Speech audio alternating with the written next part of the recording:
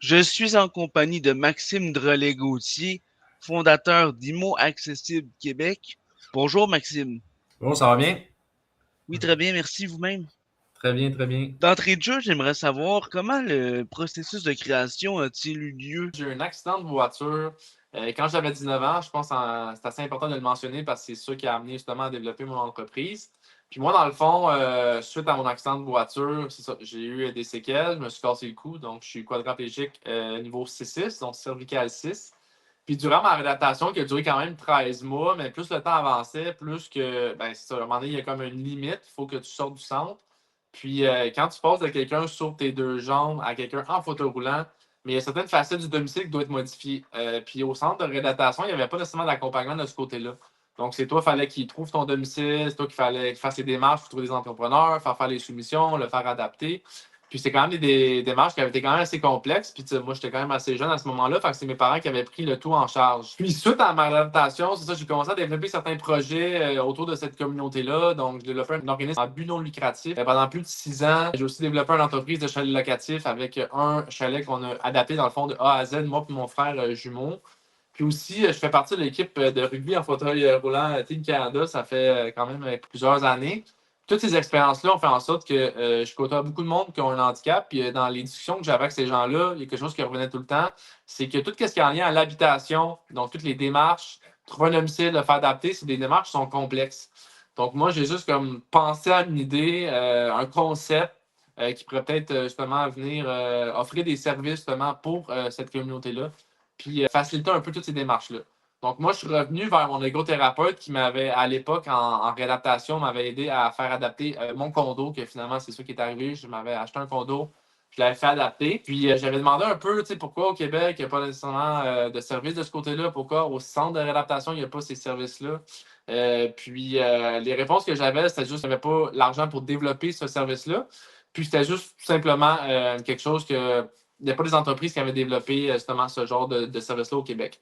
Donc, moi, j'avais été vers l'administration du centre d'adaptation parce qu'au départ, je me suis dit, j'aimerais ça m'affilier dans le fond avec ce centre-là, puis d'aider les gens justement qui arrivent en réadapt, puis pouvoir les accompagner dans leur projet d'adaptation de domicile. Moi, pendant 2 ans, j'ai travaillé sur un concept, des idées.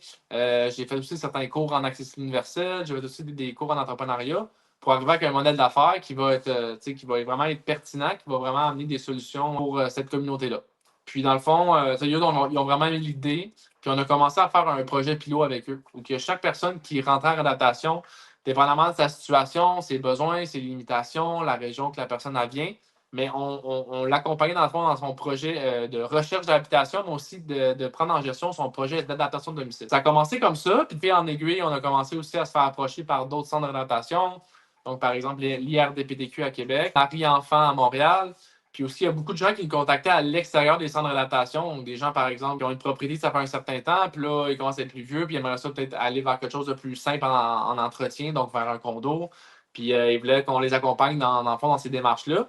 Fait que notre service s'est personnalisé avec le temps, puis on a commencé aussi à avoir certains gens qui travaillent avec moi, qui travaillent pour moi.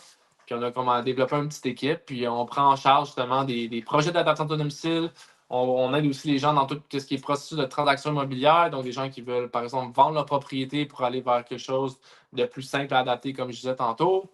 Il y a aussi même des développeurs immobiliers qui nous contactent, qui aimeraient ça amener certaines caractéristiques d'accessibilité dans leur projet. Donc, on aide, exemple, leur équipe d'architectes ou tout simplement l'équipe derrière le projet pour les aider justement dans tout ce qui est justement par rapport à l'accessibilité du bâtiment ou des appartements adaptés, par exemple. Comment se déroule le processus d'accompagnement lorsqu'une personne veut, par exemple, visiter votre site web et trouver une propriété? Nos deux services principaux sont vraiment la gestion de projets d'adaptation de domicile, puis l'autre dans l'accompagnement dans toute recherche ou de transaction immobilière.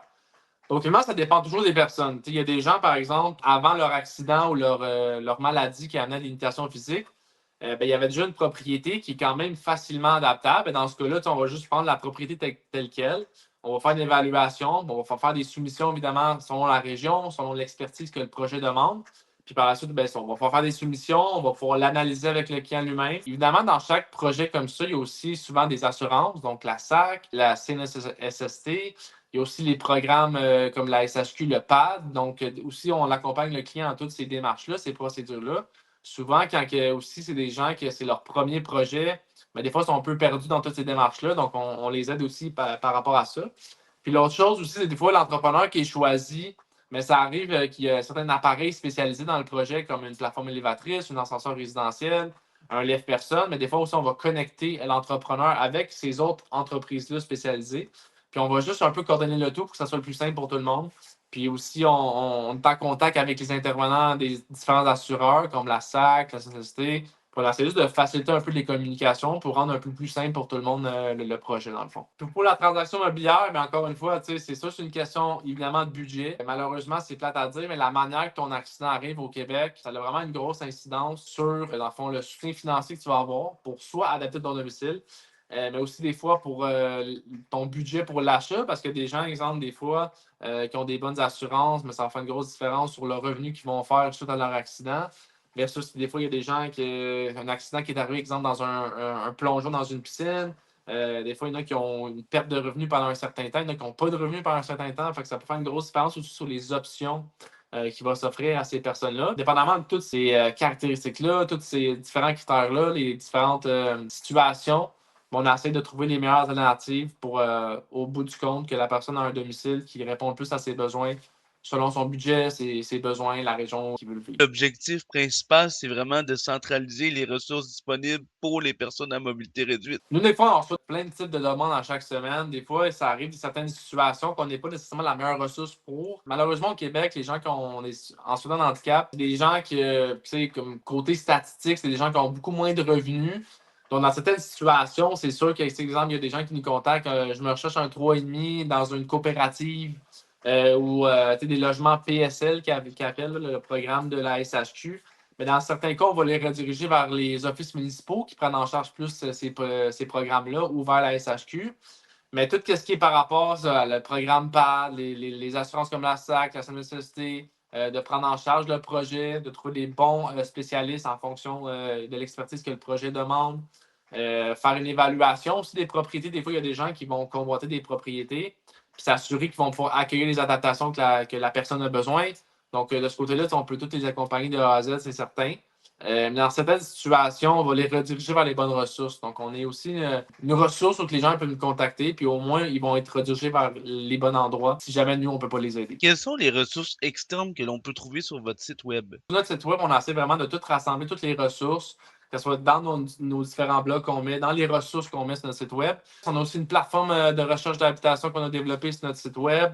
Puis l'objectif, c'est vraiment d'offrir des services justement pour aider cette communauté-là, pour faciliter les démarches reliées à l'habitation pour les gens qui ont des limitations physiques. En terminant, pour ceux qui souhaiteraient avoir plus d'informations sur votre site web ou sur les services que vous offrez, quelle est la marche à suivre? Je dirais que la meilleure façon de nous rejoindre, c'est soit vraiment à notre courriel général qui est info, donc info à commercial, puis là, tout collé ensemble en minuscule imoaccessiblequebec.ca. Sinon, par téléphone au 438-885-6588. Je te dirais que c'est vraiment les deux meilleures manières de nous contacter. Sinon, directement sur notre site web, quand tu vas directement en bas du site web, tu peux directement nous contacter, puis on va le recevoir directement dans notre boîte courriel. Donc, je dirais que c'est les trois meilleures façons de nous contacter, soit pour de l'information, un accompagnement, ou peu importe, tout ce qui touche à l'adaptation accessible. Ça va nous faire plaisir de prendre le temps pour trouver des solutions pour vous. Parfait, Monsieur Gauthier. Merci beaucoup pour votre temps. Au plaisir, puis à la prochaine.